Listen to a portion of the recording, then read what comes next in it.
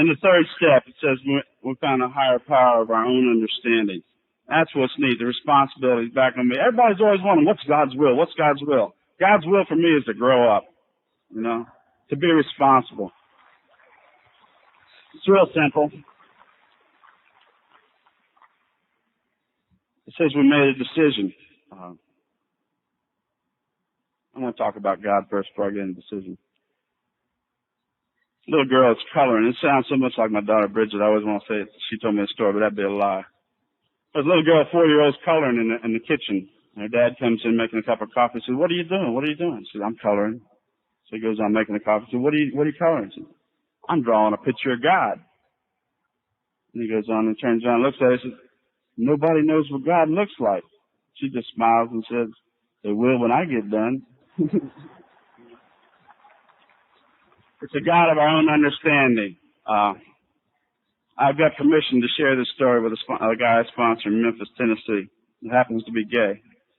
He and I had done a fifth step together in Nashville about 2 months ago, and after 5 hours of intensive sharing, we were laying on the floor of this hotel. And I looked at him and said, "You don't have a God in your life that loves you." And he started crying. I said, "Yeah, I know."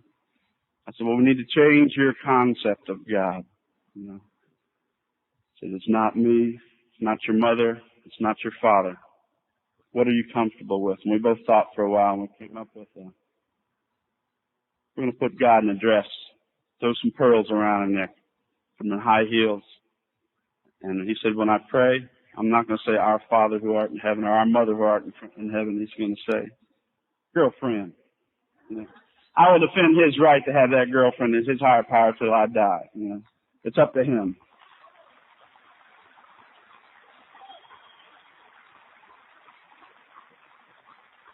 He called me a week later and said, "It's working. It's working. Girlfriend's listening." Beautiful. Beautiful. There was a woman that came through our area, and we asked her to close the meeting back then when we used to use the Lord's Prayer 4 or 5 years ago.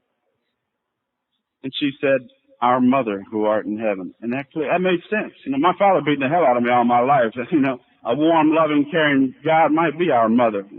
Today I know my God doesn't have a sex. It doesn't make any difference. I don't understand God. How can I as a human being understand a deity like that? I can see it in your eyes and in your hearts when I come to meet. I can see hope in your eyes and in your hearts.